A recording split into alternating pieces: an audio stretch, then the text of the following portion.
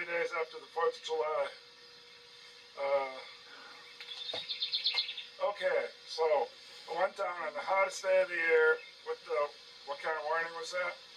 Heat Advisory. You got these struts. They were going to be 60 a piece if I didn't disconnect the brakes, and I didn't even bring the torque set. Right here, that's a big torque set. It's probably a 50 or something in 2 spots. I did not bring that, so I had to buy the whole thing. So then he gave me a heat advisory day discount for, instead of 60, made them 50. So for $100, I got these 2 complete struts. This is the size of spring you want on a car, not like a Neon, even though I paid to have those changed. Farm and Fleet did not give them back, so I can't compare them, but they're smaller, probably about like this. These are that wide, so this is what you want if you want a decent ride. You're buying a car, look under the fender well and see if you got that, or don't buy it. Ever since about 1985, they came out with front-wheel drive. Some cars would get these cheap skinny things and they ride terrible. Boom, boom, boom, every bump. So, then there's the thing about the strut tower. These are normal bottoms, which are called, what are they called? Foot paws. I don't know how.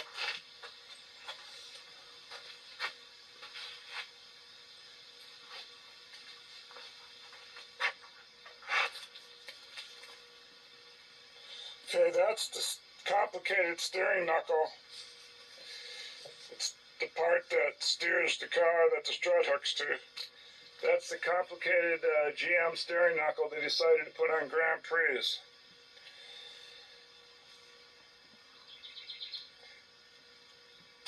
It goes down and goes around the whole. It goes around the whole axle, and it's that whole bottom part. There's no way to undo the strut, and it's welded. There's no 2 bolts.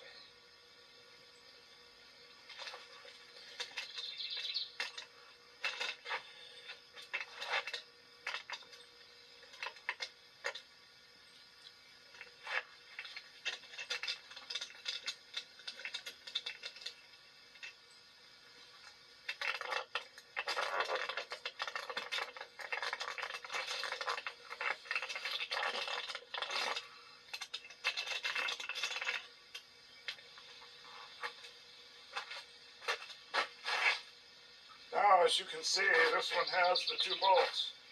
So this whole steering knuckle can stay around the axle when you change the strut. It's got these 2 here. So this is called the steering knuckle because it hooks right here to steer it. Here's your disc brakes. There's your rotor. Like I said, this is the torque set kind to take off. But this one has kind of a normal strut. Now, these are my replacements.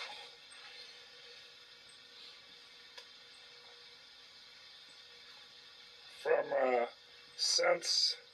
Sensatrack, but I haven't really compared them here yet. Let's see. Yeah, it looks like they fit. Now, you have to take a grinder and you have to cut this spring seat off at the right dimension. You'd have to measure between here and here. And you'd have to cut that spring seat off. You have to weld it on here with the same measurement between here and here.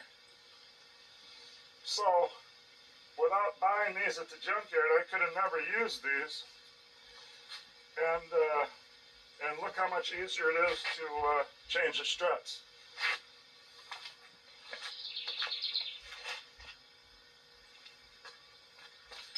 These are my Sensatrack.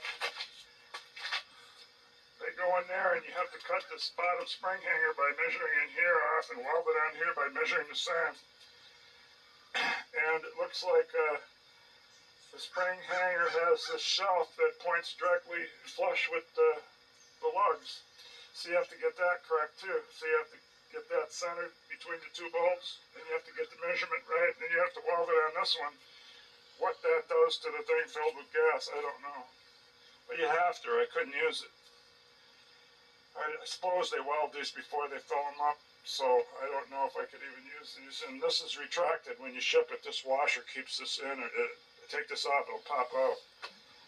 Okay, let's take a look at the ones in the Grand Prix. I've also found out when you junk a car and you take the engine out and the axles are still in the engine or in the transmission,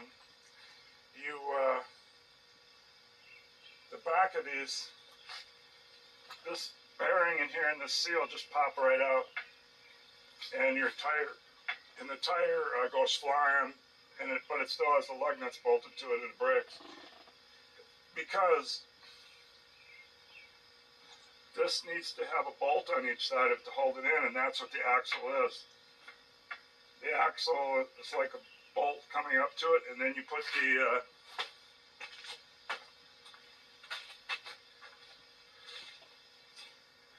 the big nut on it. It is either an 1¼ inch or somewhere around 34 to 36 metric one. That holds the tire from coming off if you wanted to move the car. But the strut will still want to go forward or backward. Forward or backward. So what keeps it from going forward or backward once it's put together?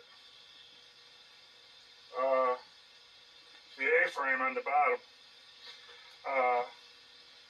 The A-frame has a welded thing with a pin coming up, and it goes right in here, and when you put that bolt in, it's notched so it can't drop out. So without being hooked to the A-frame, to move a car, you would have to make some kind of a temporary brace to keep it from going frontwards or backwards and in and out. So that's why it's so hard to move these things. I think the best way to move them would be to make some kind of a straight axle that would find somewhere that's a common ground for all front-wheel drive cars, and where the straight axle, you'd have a mount where the straight axle could hook up to the A-frame. Now let's take a look at the A-frame to see if that would work. I'm looking over here.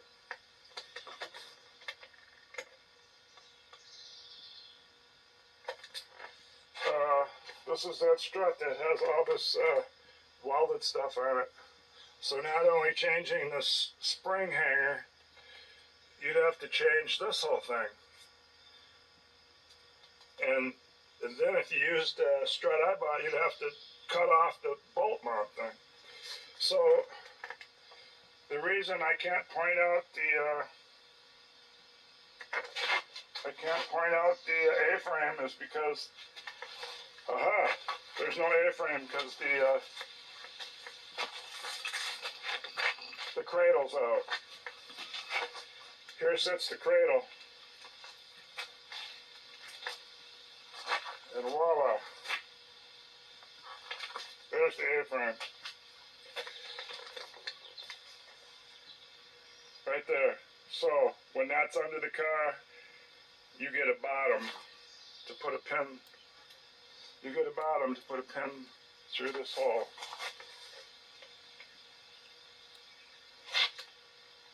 Right there. I don't know why this thing zoomed back in again. Thought I had it backed off. So that's what keeps the car from going back and forth. So the way to move a car then would be to have an extra cradle like this one with no motor hooked to it. Then you put the 4 bolts in, and you can put, guess what, the strut in the hole on each side. And then when I got those 2 struts, here's the other one laying there. When I got those 2 struts, the other one, hanging on the cherry picker. So when I got those two struts, the axle actually broke up here.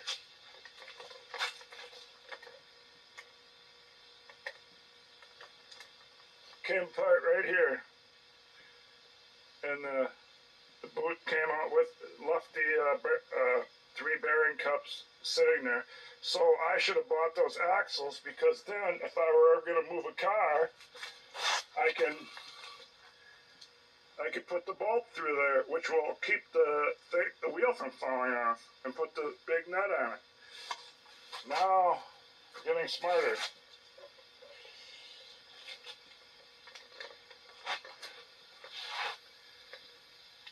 So, I bought that cherry picker a long time ago. I don't know where I bought it, but I think I bought this in Cottage Grove, probably. I don't know if Harbor Freight was around back in the 90s. Says it's a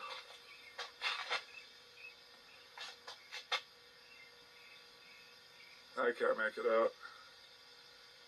I'm pretty sure the brand's gone off it. But put it on pause here. There's what the whole steering knuckle looks like. And this is that whole part that goes around. This whole part here would have to be cut off and welded onto the shock.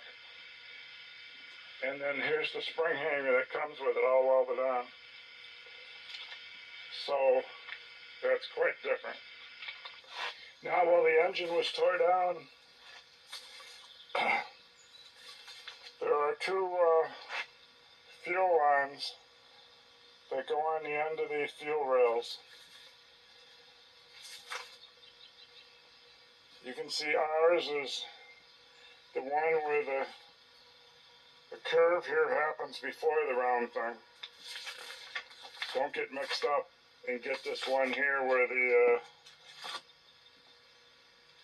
curve is after the round thing.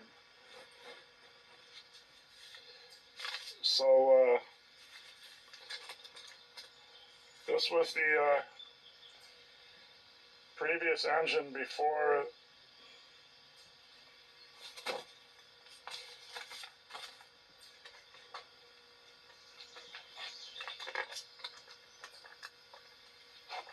that was the previous engine insignia before the 3100. It had the multi-port. We had the SFI, and the top of the engine whole valve cover obviously there. That's a different look. But a lot of the other stuff's all in the same spot. Same alternator and power steering all in a row on the top with the water pump, so it goes. Oh, it's too hard to shoot this piece of paper. Jeez, it went back to zoom all the way again just because I had pause. Is that what's going on? There's the 2.8 look.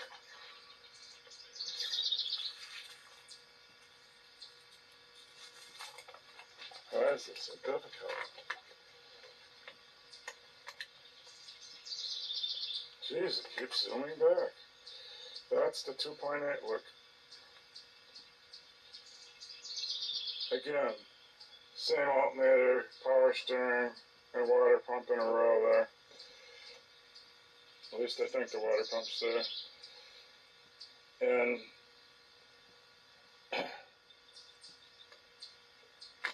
I don't know if this one has a distributorless coil pack, but that's the 2.8. That was earlier than that 3.1. That was earlier than 3.1 multi-port. This is 2.8 multi-port also. 2.8 multi-port off cam. Why is that when you put it on pause, it zooms? You gotta unzoom it. So those are the fuel rails. This is where those gas lines hook. And I bought 2 different other fuel rails because I lost mine. I got one in a junkyard and one in a junkyard from the internet. None of them had the right gas line on it with the regulator and whatever that other thing is.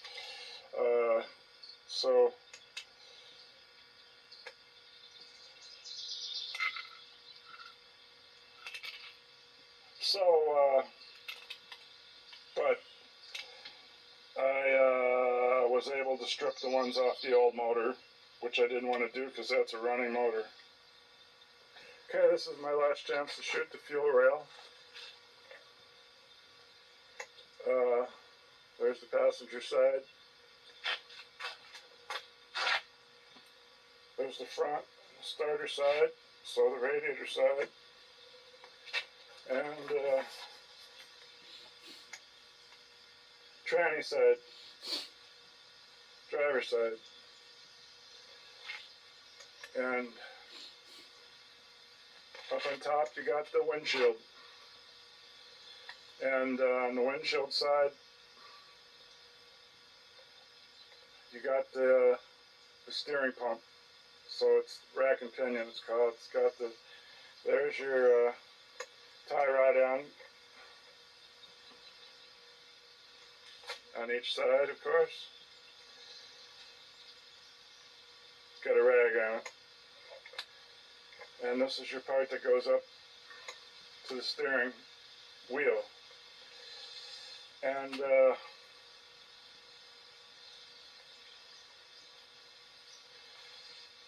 it looks like it had a new, what's that, stabilizer bar. It goes from that side to that side.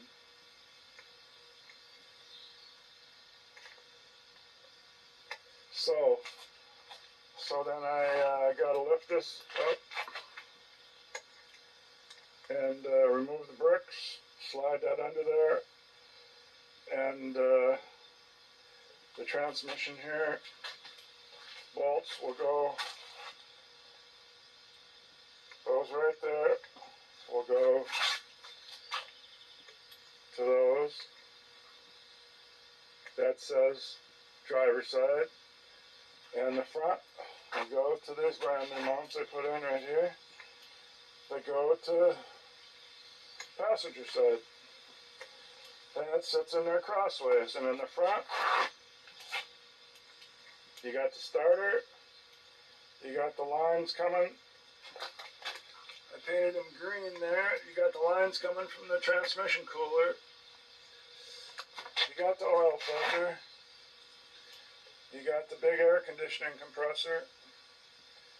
Above that, you got your, since this only sits on a motor mount in the middle on the front and a middle, I mean, this is a sideways engine, so a middle on the belt side, which is passenger side, middle on the tranny side, which is the driver's side, it rocks. So to keep it from rocking,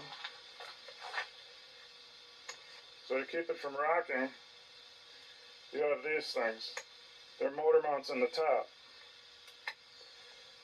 They hook to the dog bones, which go to those two dog bones. There's the dog bones there. That's what I use to. That's what I use to lift the car up with the cherry picker so I can, if I have some wheels under this engine, I can roll it under there. So here I didn't put the oil stick. Here it sits on the outside. It's supposed to come up. In here. That bolt there is supposed to be up here. So I'm going to have to find a spacer that equals that dimension, so I can then put a brace coming out for it. What else can I do? I'm not going to take these covers. I would have to take the compressor off. The compressor mount that I got painted there, you can see it's blacker. It's behind the water pump. I'd have to take those two off. I'd have to take this cover off. This is the easy cover. The other side's split. Then I'd have to take the manifold off. And to take that off, I'd have to unhook it from the crossover pipe. And to take that off, I'd have to take the cover off the crossover pipe. And I'd at least have to hook it from the manifold on this side. All that to put the dipstick up. So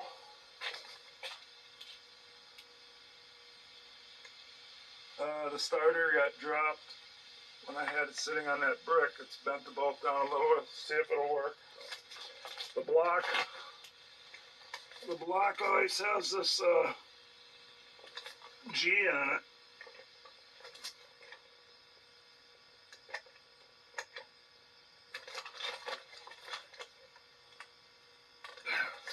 know if I got it or not. But I got the alternator back on here. There was a two-piece alternator bracket. This little skinny piece and the big cast aluminum piece. Then I had to go put a new, I put a used one from the junkyard. He gave it to me for nothing because I gave him 120 or 30 that day from parts. There's the balance wheel. Here's the crank sensor. That's the 24 count sensor that counts the 24 holes behind this balance wheel. The 3 count sensor, I think, is this yellow line here. It's just right up between the tranny and the block. Okay. And then the cam sensor is this one hanging here, coming out by the water pump.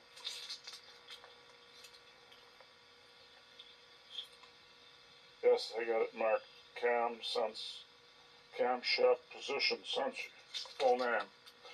And then this little red bolt, I didn't have that in, so I had to loosen all these up again on top.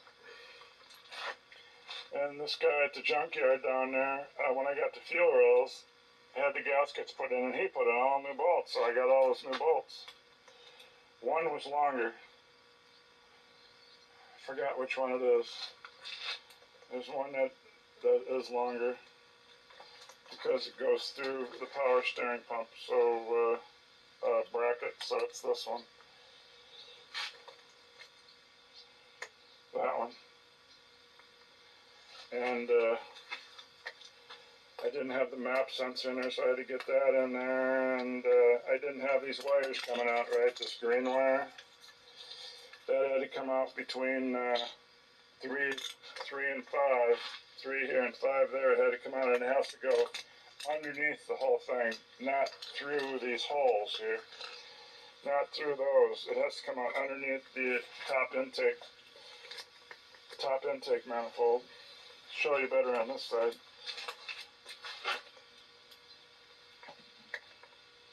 Like where this pipe's coming out.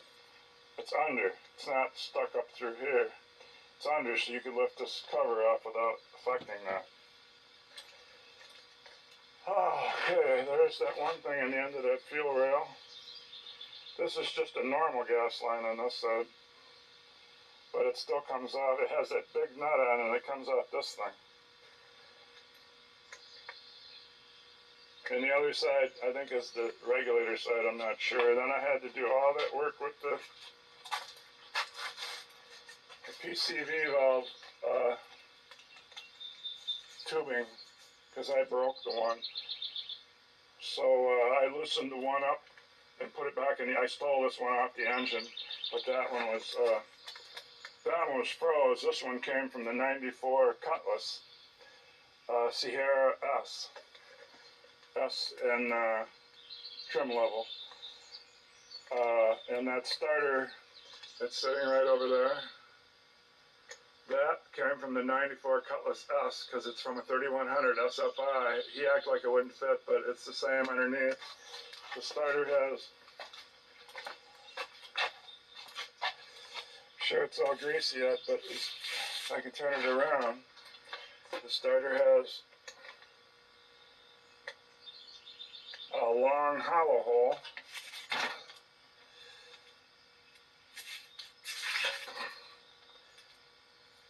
I'll put this 2x4 up here. Has a, yeah, now I'm greasy. Has the long hollow hole.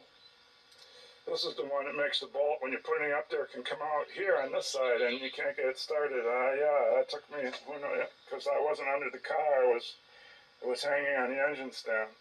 It kept doing that, it kept coming out here, because this isn't solid aluminum. But at least that way the bolt can't freeze.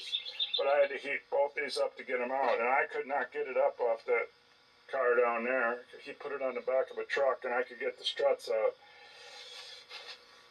I could get those struts out, but there was a cross member. And I'm looking here to see which cross member that is.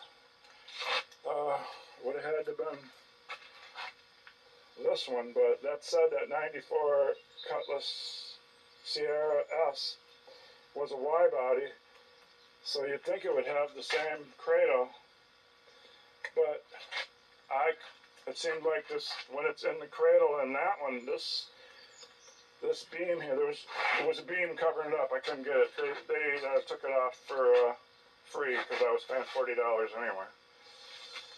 So then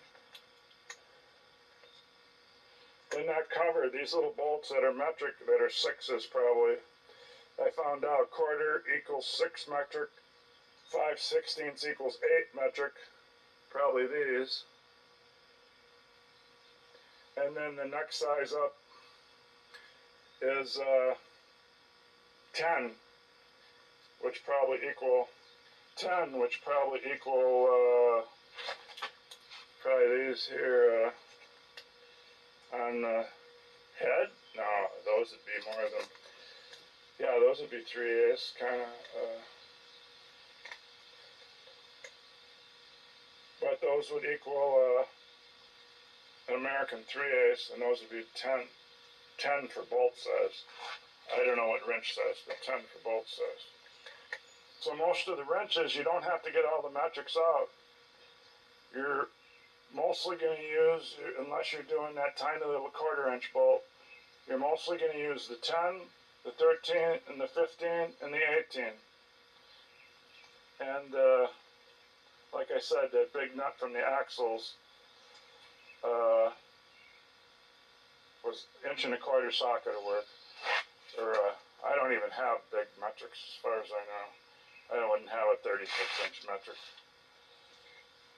So if you notice, what I have to put on here is the coil pack. That's the last thing I got to put on, and I got to put in a valve cover gasket, a bolt gasket, O-ring. Then I'm ready to slide. I don't know if this is the extra coil pack. I think this one is all original. Well, you can see the numbers still, 1463227. So that means all these coil packs are original. I don't know if that's good or not. And the one off Janie's motor has got the 1 and 4 with no number on it, so that means that's the one when she went to Iowa that had trouble. That was the one giving trouble. Can't remember if she had to have it fixed. There's the wire feed that I got for Christmas a year and a half ago that I never did get out of the box last summer, but this year I've used it like crazy. I've welded up the go-kart, which is back here now.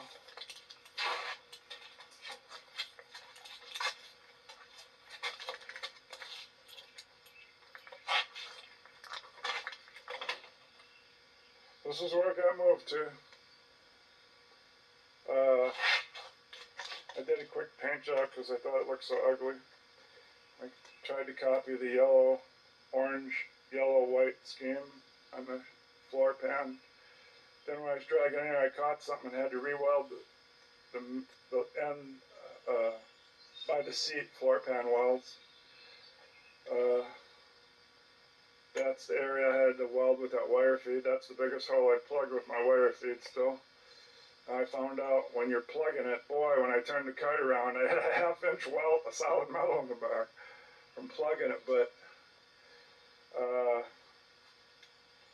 the axle seems really straight, factory-like, whatever shape it's supposed to be. And then I seen that Power Sports sells some bigger kingpins. They're not much bigger, about 4 inches taller, and it has room for a spring on each side.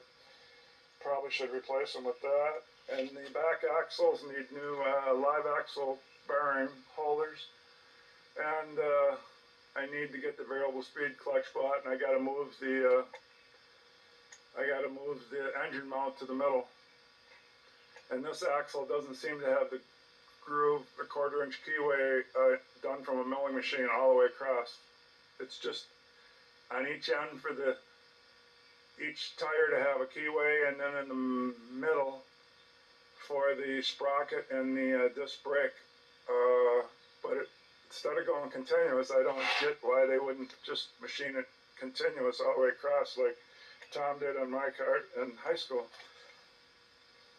Don't know. And here's the sitting spot where it's been since 2010 or so, when I lifted that body up. And I pulled this out, and this is where it sat, right on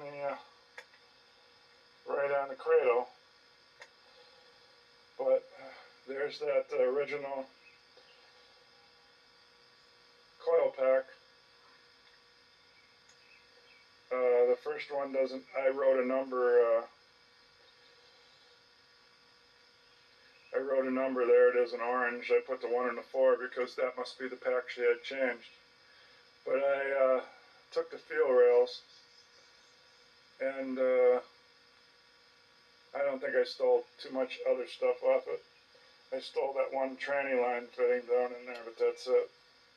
So that's what it looks like sitting there, and that's all about to change. Was going to be this week, but we've got rain every day. Last rain, 2.5 inches, not counting this very last little one. Here our PT Cruiser sits. It's the 2005 version.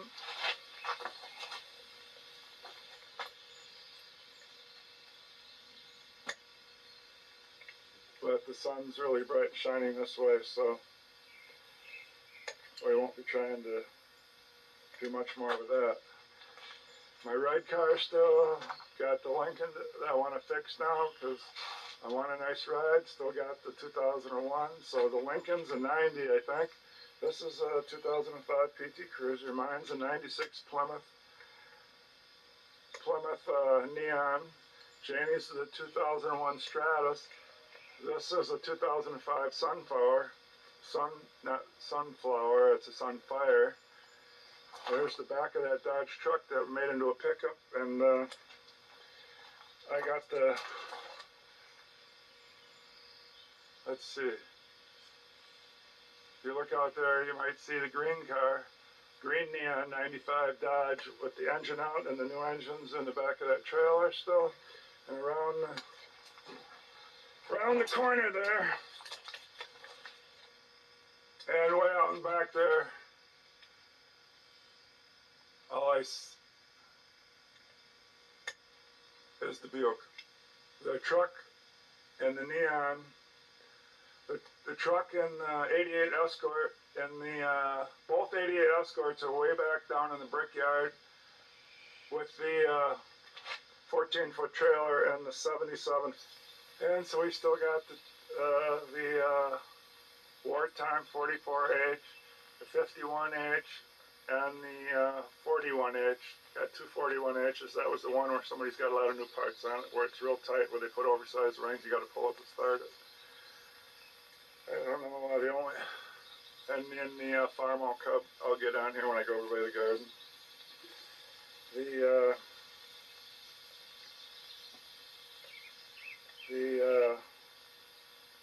This is our year where we're going to identify which type of lawn things we got. So there's this type of grass.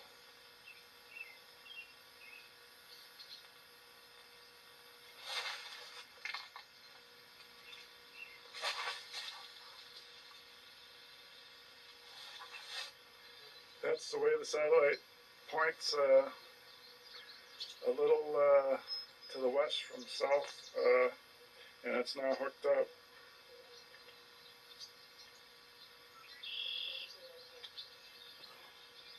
What else did we add back here? We added the greenhouse thing there for raising our spring plants. And I think I had the table saw outside here for easy cutting with nothing in the way. I got it for like $35. The tarp would used a couple tarps that are probably about the same price, but sure is handy. Haven't used it yet this year. I think that's a Cub 120 122 or something under that one with the creeper drive. He said I got it for the price of the creeper drive.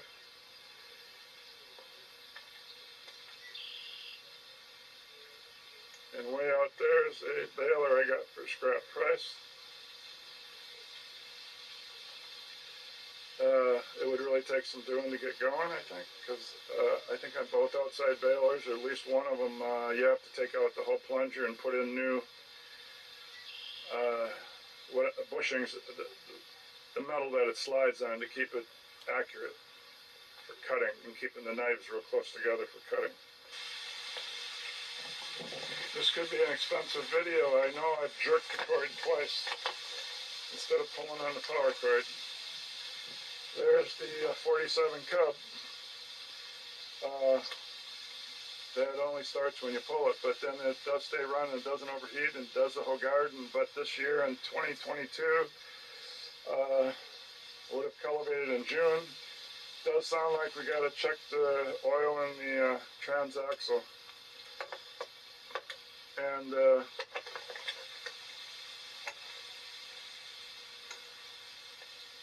Intech pool set up, at least, geez, we're going between 6 and 8 years of setting that up now. And this time I got the, as you can see, I got the east and west sides up good, but now the south and north sides are low. So either take down,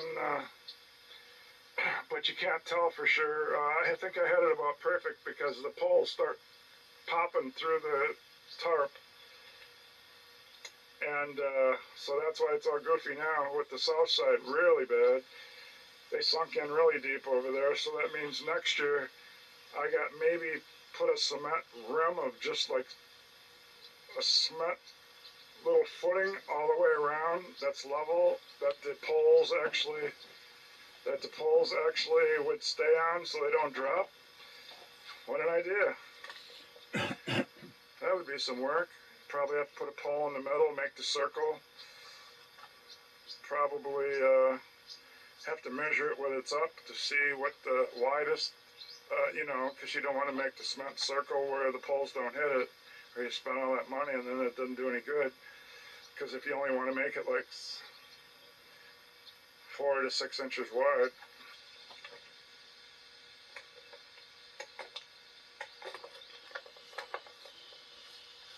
Okay, so what do we shoot? We're in the backyard.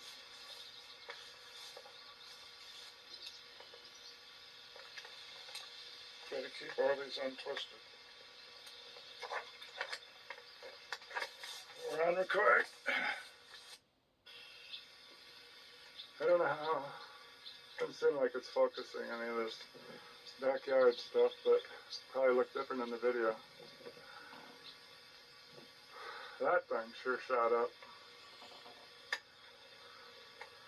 There's cherry tree died this year in 2022. The other 2 apple trees I planted are doing good.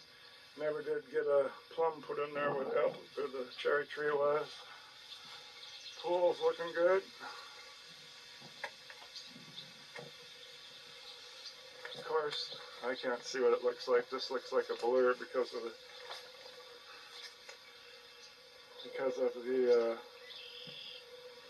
the way the sun is right now.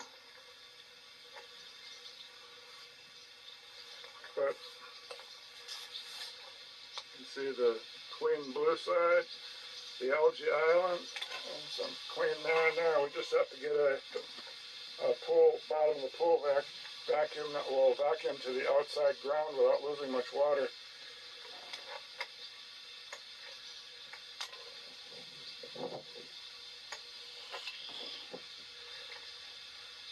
Okay, enough for the pool.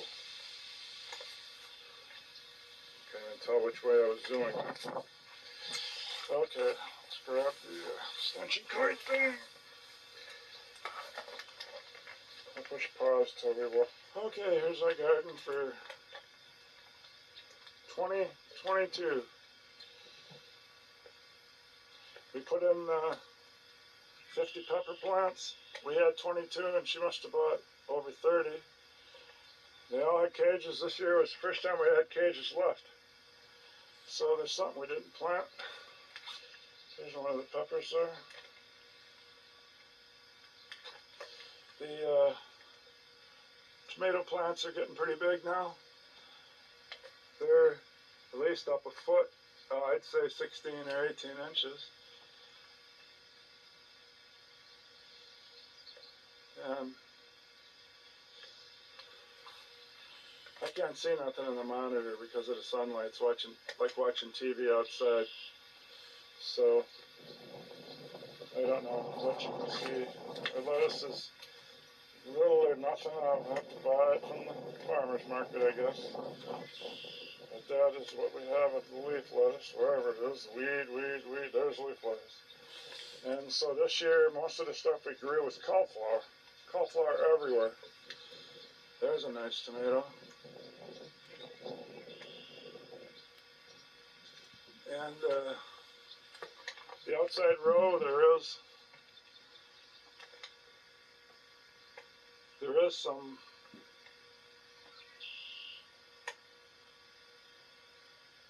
vines on the end there. There's very little vine plants this year, it looks like, or else they're sticking up late. Cucumbers are doing wonderful. They're first row, second row, third row. I planted those peppers between the first row and the second row, so the cucumbers are really in the second row. Then I put some more cucumbers in the middle between the second and the third row. And that kind of goes all the way down. And over in that corner, that wasn't in any 2016 video. There's my Christmas present, a 1947H. I want it because it has I don't have a 1947. But I could have got a better deal buying a 47 that run, but it wouldn't have a dipstick, and I don't want to drill one on the block. So that'll be fun to get the Grand Prix out of that garage over there.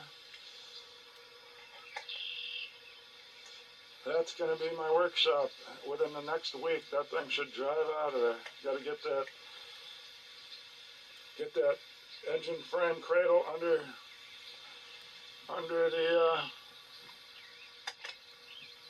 the engine, get the car up, get the engine frame on some wheels, get it under there, lower the car back down, put it back on jack stands. I got my 77 Datsun truck I want to work on. And I got the 88 Escort back there. I got both those up out of the weeds on blocks. And not on blocks, but the tires are on blocks. These pumped up. But the 88 Escort, all the tires are flat and need to be replaced. Oh, there's a antique walk behind from Sears, a Bradley sighting. And then way back there, behind the Bradley, is the brickyard where I bet you there's a huge pond there at least 3 or 4 times after these big rains. I gotta get my new frame rack up by the pole shed I'm building where it's flat enough there. But that was perfectly flat. That's why it's there. It's safe. So I guess there ain't much more. The corn behind the garden it's like July 8th or 7th or something. It's finally where you can see it sticking up above the weeds. You can certainly see it down there. Okay, we're out of here. Video made. Friday. That's party in Spring Greens tomorrow.